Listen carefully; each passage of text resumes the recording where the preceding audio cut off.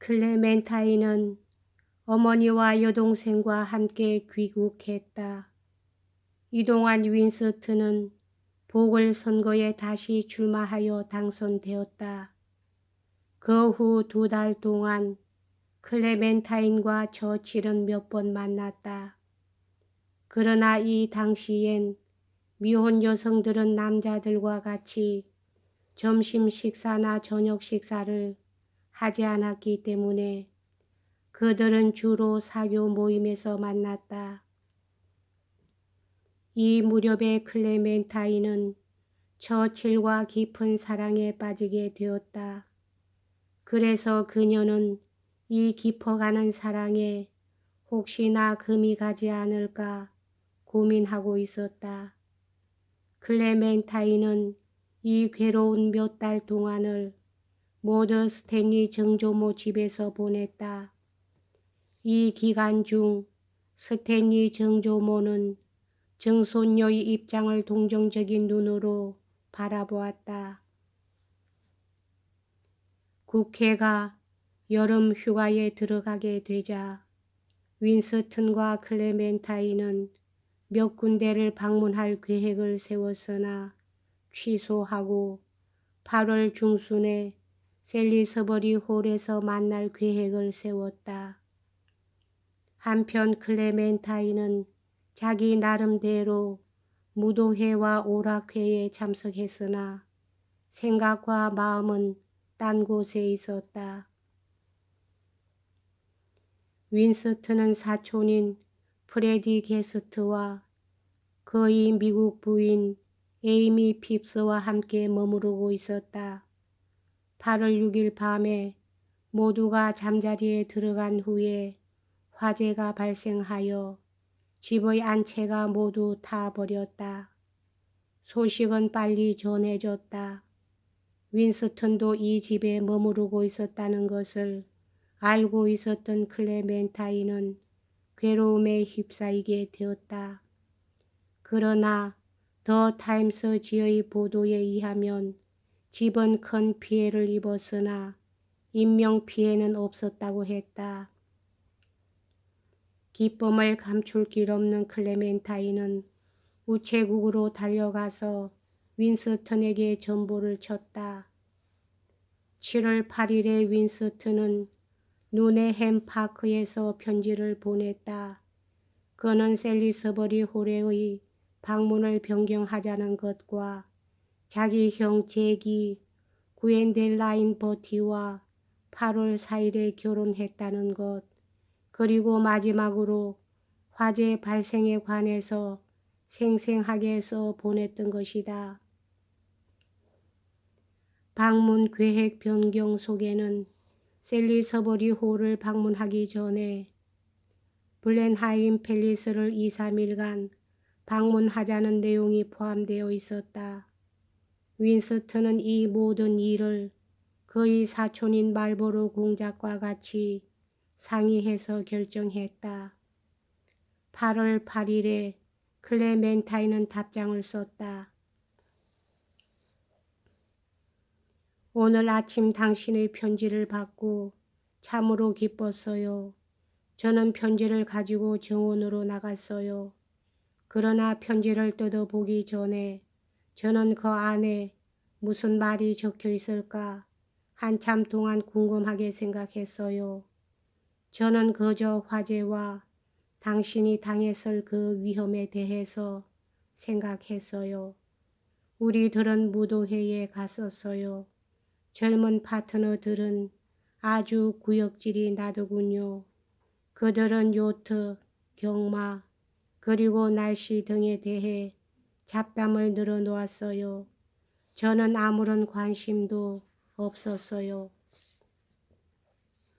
윈스턴은 일생 동안 블렌하임을 자주 찾아갔다. 그곳은 그가 태어난 곳이었으며 약혼한 곳이기도 했다. 그리고 밀월 여행 중 처음 며칠 동안을 그는 블렌하임에서 보냈다.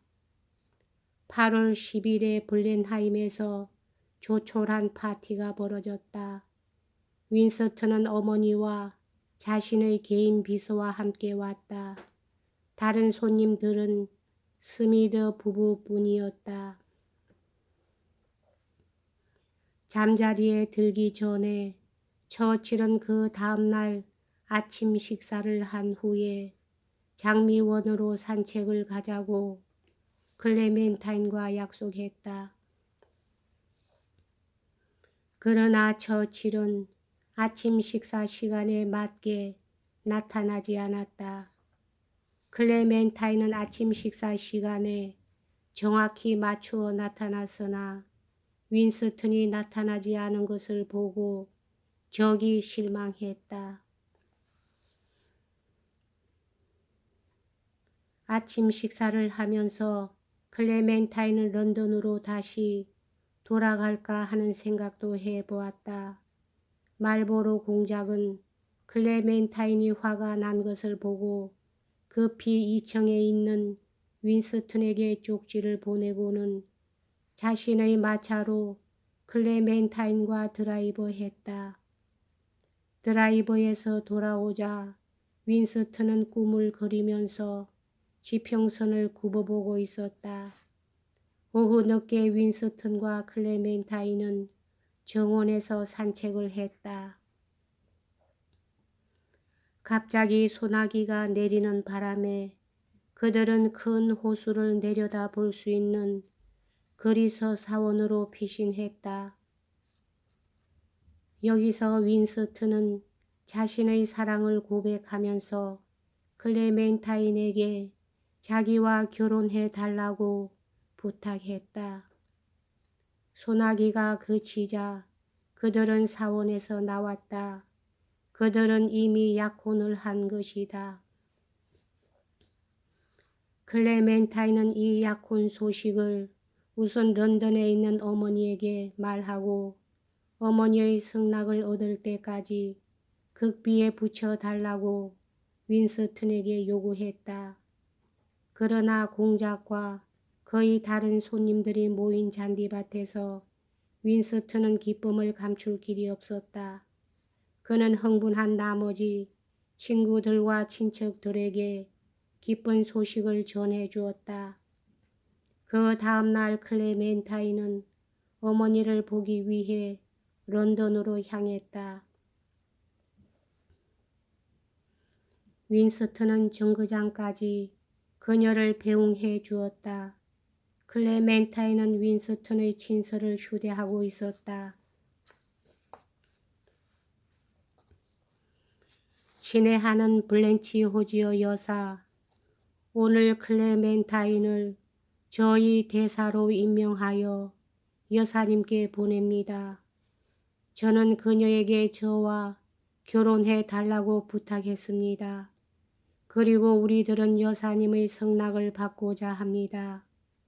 여사님께서는 저희 가정에 대해서 오랫동안 알고 계시기 때문에 편지에 더 이상 말할 것이 없습니다. 저는 돈도 없고 아주 만족할 만큼 정착도 되지 않았습니다. 하지만 여사님의 따님은 저를 사랑하고 있습니다. 그 사랑을 갖고 저는 이 크고 신성한 책임을 또 맡을 수 있는 힘을 얻게 될 것입니다. 저는 그녀를 행복하게 해줄 것이며 그녀의 아름다움과 미덕에 알맞는 지위와 생애를 그녀에게 제공할 것입니다. 당신의 경애하는 윈스턴 처칠로부터. 블렌치 여사는 클레멘타인이 자기에게 틀림없이 무슨 소식을 가져왔을 것이라고 생각했었다. 그러나 블렌치 여사는 클레멘타인이 개인적인 행복은 물론이고 경제적인 안정을 가져다 줄 수 있는 남자와 결혼하기를 바랐다. 처칠은 그가 살고 있는 세상을 기준으로 보면 가난한 사람이었다. 앞으로 전망이 있다면 거의 재능뿐이었다. 그럼에도 불구하고 블렌치 여사는 자기 딸이 처음으로 진실로 사랑하는 남자를 갖게 되었음을 인식한 것 같았다. 게다가 블렌치 여사는 윈스턴의 개인적인 매력에 반해 있었다. 블렌치 여사는 에얼리 여사에게 편지를 썼다. 클레멘타인은 윈스턴 처칠과 약혼했어요. 둘 중에서 누가 더 사랑에 빠져 있는지 모르겠어요. 하지만 그를 알게 되면 마음에 들 거예요. 세상 사람들은 그가 명석한 두뇌의 소유자라는 것을 알고 있어요. 게다가 그는 매력이 있고 사랑스러운 데가 있어요. 블렌하임에서 윈스턴과 그의 어머니는 클레멘타인과 주말을 보내기 위해 셀리서버리로 갔다. 그리고 잭과 그의 신부 구엔델 라인도 동행했다. 윈스턴과 클레멘타인의 약혼은 8월 15일에 공식으로 발표되었다. 이 빅뉴스는 친한 친구들과 친척들에게 급히 알려졌다. 거의 모든 사람들이 놀랐다. 그리고 흥분에 가득 찬 논평이 난무했다. 그러나 이 약혼 뉴스는 적어도 한 사람에게는 쓰라린 고통을 안겨다 주었다. 시드니 필은 언제까지라도 기다리겠다고 클레멘타인에게 말했으나 클레멘타인이 결혼한다면 그들 사이의 관계는 모든 것이 끝날 것이라고 말했던 적이 있었다.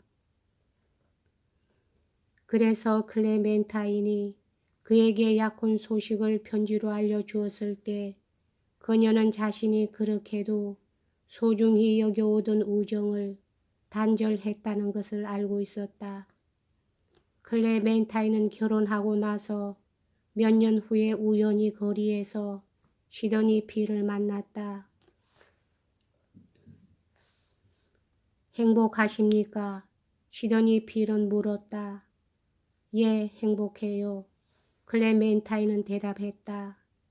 그는 더 이상 말하지 않고 돌아서서 가버렸다. 그 후 그들은 두 번 다시 만나지 않았다.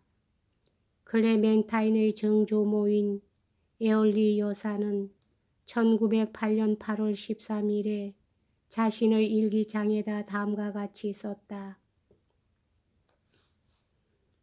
정원의 울타리를 보면서 앉아 있는데 클렘 호지어가 윈스턴 처칠과 약혼했다는 소식을 받았다. 클레멘타인은 마벨 숙모에게 편지를 썼다. 숙모님, 저희 행복을 이루다 말할 수 없어요. 정말로 믿어지지가 않아요. 약혼한 지는 80해가 지나갔어요. 그이가 저보고 결혼하자고 말했을 때 저는 그이를 좋아하고 있었어요. 약혼한 후로는 하루하루가 꿈만 같아요. 클레멘타인은 결혼 준비를 하면서 윈스턴에게 편지를 썼다. 사랑하는 당신에게 당신을 생각하는 것만이 유일한 낙이 되었어요. 결혼식에 입을 만한 옷을 많이 입어보았어요. 저희 재봉사도 당신을 알아보시더군요. 그는 당신이 버밍햄에서 행할 연설을 듣기 위해 10실링 6펜스를 지불했다는 거예요. 그래서 더 값을 깎아달라고 할 수 없었어요. 저희 마음속에는 당신 이외에는 아무것도 자리를 잡지 못하고 있어요. 그저 당신만 생각하고 있어요. 클레멘타인으로부터. 여기까지 하겠습니다.